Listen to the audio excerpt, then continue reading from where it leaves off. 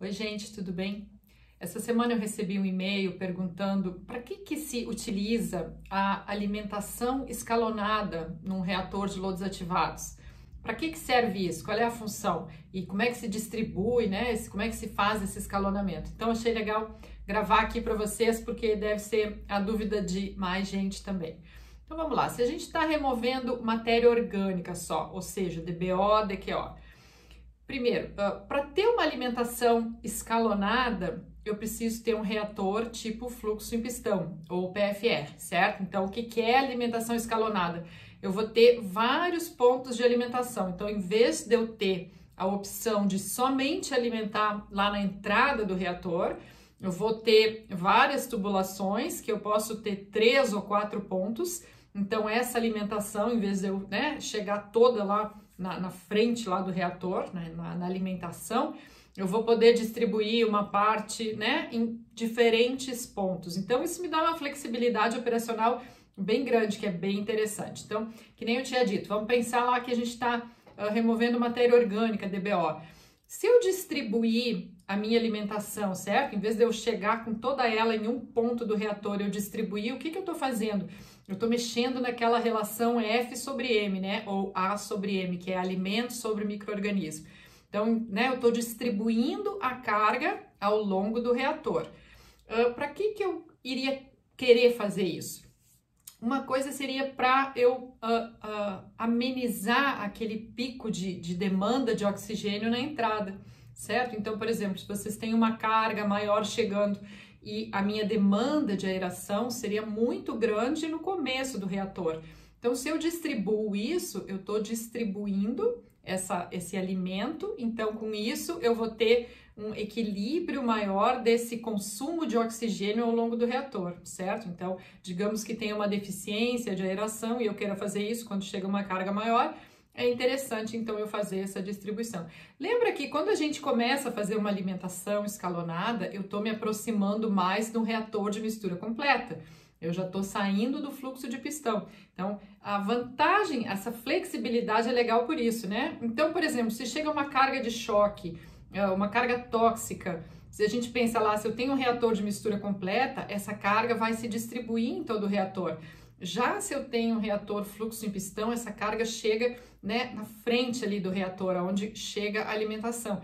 Então, com essa opção, eu poderia, distribuir esta carga em todo o reator, eu tendo essa alimentação escalonada. Qual é outra vantagem que se teria? Vamos pensar em aqueles períodos de chuva, onde eu começo a ter uma vazão muito maior e ela é diluída também.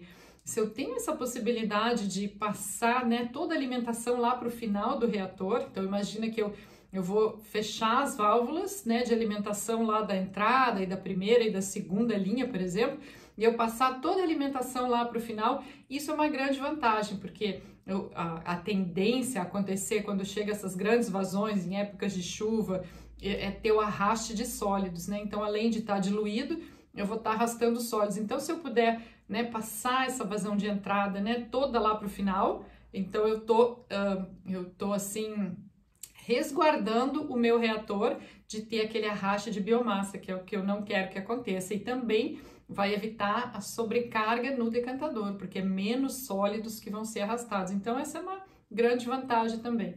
O legal é isso, saber escolher quando trabalhar com o reator fluxo de pistão e quando utilizar essa alimentação escalonada. Se tem essa possibilidade no projeto, ali é excelente isso.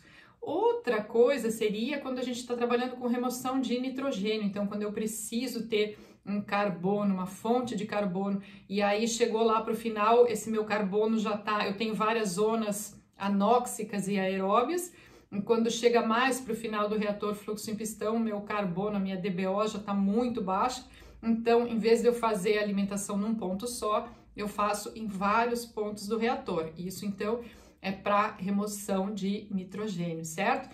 Então, a vantagem é essa, quando se faz um projeto e se coloca isso, é uma opção super interessante, sim, principalmente, quando acontecem esses períodos de chuva, que já é previsto que aconteça no local em que vai se ter efluentes muito diluídos, esse arraste de sólidos a gente pode evitar. Quando tem também picos, a gente quer evitar esses picos de demanda de oxigênio, eu posso fazer essa distribuição. E lembra sempre que a vantagem do reator PFR é que o tratamento é mais eficiente e eu crio um floco muito melhor, que sedimenta muito mais fácil. Então, quando eu começo a fazer alimentação escalonada, eu estou tendendo o meu processo a um reator de mistura completa e às vezes isso não é interessante, certo? Porque o mais eficiente é o reator fluxo em pistão. Então, eu acho que isso funciona muito mais como uma alternativa, como, né?